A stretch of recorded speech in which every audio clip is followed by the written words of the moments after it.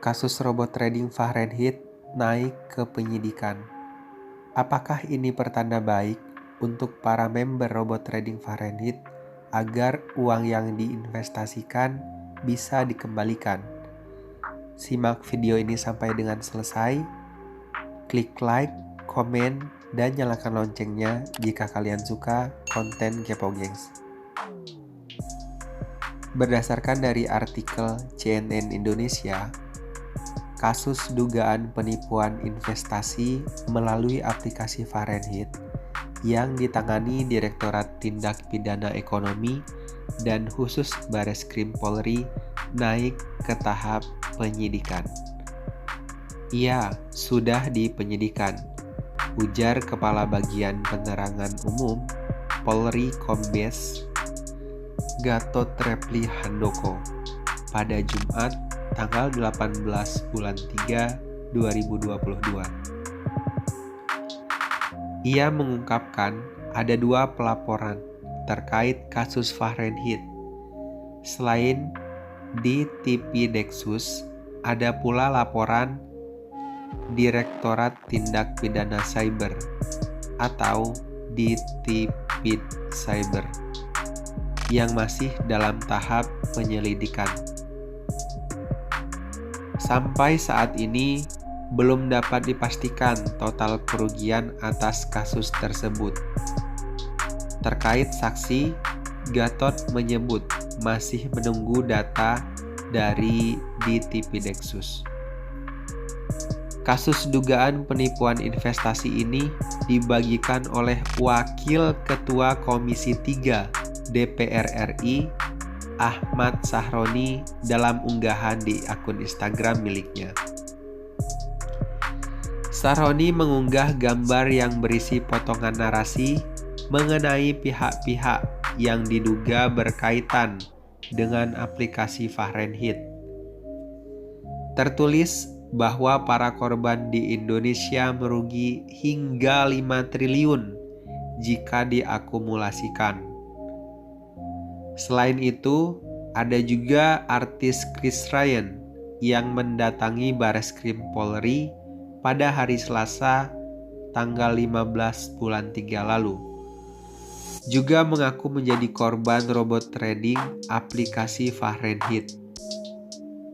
Total kerugiannya di atas 30 miliar guys. Peningkatan ke tahap penyidikan berarti penyidik sudah menemukan tindak pidana dan bakal menetapkan tersangka.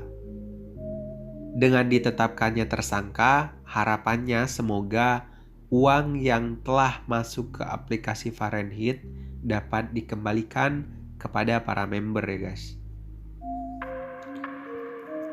Kutipan ini dari artikel CNN Indonesia ya guys.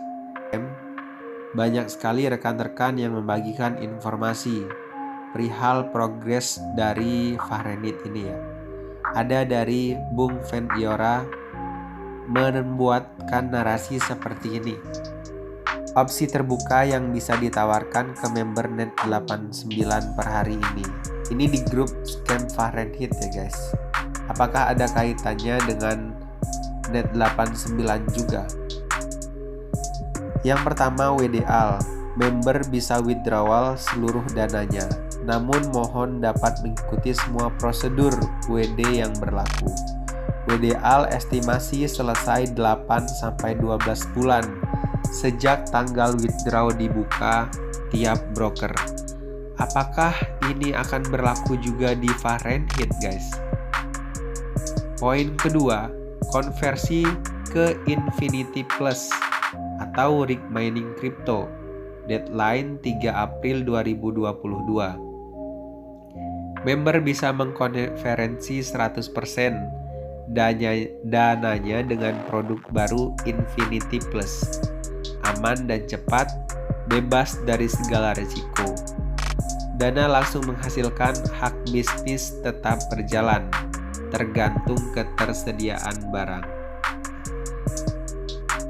Fan Iora ini apakah dia emang member Fahrenheit atau antek-antek mencari mangsa juga nih guys. Kalian harus jeli juga, jangan cepat percaya dengan informasi yang dipaparkan ya.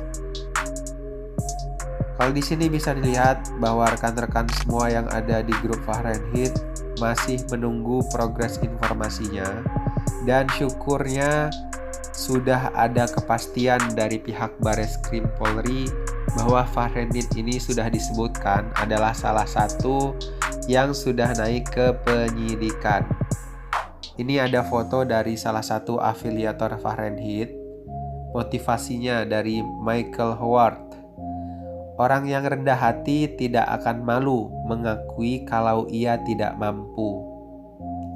Dan ia tidak akan pernah mengatakan mampu, hanya pura-pura atau sama sekali tidak bisa. Maka ia akan mengutamakan kejujuran. Kekurangan baginya bukanlah bencana, tetapi jalan untuk belajar untuk memperbaiki diri. Kalau dari narasi yang dibuat oleh Michael Howard ini bagus, cuman apakah yang dia ucapkan sesuai dengan yang dia lakukan? Dia menjadi afiliator, apakah itu hal yang baik? Afiliator yang menjerumuskan orang-orang untuk bergabung dan kena tipu juga. Menurut kalian kayak gimana? Silahkan tulis di kolom komentar. Selanjutnya ada juga, tidak ada orang hebat yang tidak punya masa lalu. Ya, I agree. Dan tidak ada orang jahat yang tidak punya masa depan. Setiap orang memiliki kesempatan yang sama untuk menjadi hebat. Sepakat Pak Michael Howard. Tapi sayangnya gambaran yang Anda lakukan, gambaran yang ditunjukkan, apakah sesuai dengan yang diucapkan? Karena kasihan rekan-rekan yang lain yang sudah gabung di Fahrenheit, dananya sampai 30 miliar per orang, itu kan gak kira-kira ya guys. Apakah ini salah dari Bapak Michael Howard, atau ya salah juga rekan-rekan yang bergabung di Fahrenheit tersebut? Menurut kalian kayak gimana guys? Setiap sesuatu di dunia tidak ada yang diciptakan sia-sia, selalu ada hikmahnya. Di balik sebuah peristiwa, hanya saja kita butuh kesadaran untuk dapat melihatnya. Dari ucapan yang disampaikan oleh Mr. Michael Howard ini, poin yang dapat kita petik, kita harus memahami terlebih dahulu segala hal sesuatu, dan yang telah terjadi jadikanlah pelajaran untuk menjadi lebih baik lagi ya guys. Jangan sampai apa yang telah terjadi, aplikasi trading, aplikasi binomo maupun aplikasi lainnya yang belum mendapatkan perizinan memakan korban kembali. Memakan korban dalam konteks kita semua harus tahu dan paham mana yang benar, yang sudah mendapatkan perizinan, atau mana yang berisiko kalau uang kita masuk ke situ bakal dibawa kabur. Untuk berbuat baik tidak perlu harta yang berlimpah atau pendidikan yang tinggi. Yang dibutuhkan adalah hati. Apakah hati saja cukup? Hati yang busuk itu cukup?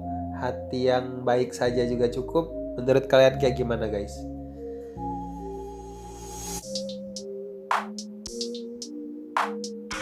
Oke, ini ada salah satu video ya, kita lihat bareng-bareng. Oke.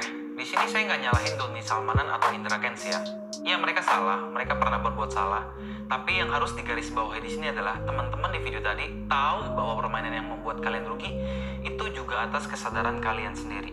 Bukan keadaan tidak sadar atau dalam tindak kejahatan seperti dicopet atau dijarah. Kalian kan di sini juga pemain ya, udah tahu juga ada konsekuensi ruginya. Jangankan trading deh, orang yang jualan aja bisa rugi dan bisnis juga bisa rugi. Coba kalian bayangin, misalnya sekarang kamu ditawarin bisnis MLM karena diiming-imingi kekayaan terus, waktu kamu coba jalanin ternyata rugi. Pertanyaannya, kenapa kamu nggak nyalahin dan nuntut leader MLM yang nawarin kamu? Kenapa? Ya karena kamu tahu itu kesalahanmu sendiri. Nggak ada yang maksa kamu bisnis dan jadi kaya. Samalah dengan apa yang kamu lakukan. Yang maksa nggak ada. tapi kamu bertindak atas kemauan sendiri kan? Maksud saya di sini adalah janganlah mudah menyalahkan orang lain. Ada salah dari dirimu juga. Jangan seolah-olah kamu tuh orang yang paling susah dan rugi. Semua orang sukses pasti pernah gagal, frustasi. Ambil pelajarannya, edukasi orang lain, dan belajar buat lapang dada. Lain kali kalau ada yang nawarin seperti itu, kamu udah seharusnya pilah-pilah dulu. Jangan sekedar marah-marah ke publik. Sekarang, kalaupun Bino mau judi, berarti judi itu harusnya sekalian nangkep pemainnya juga kan? Nah, di sini kan kamu juga main. Berarti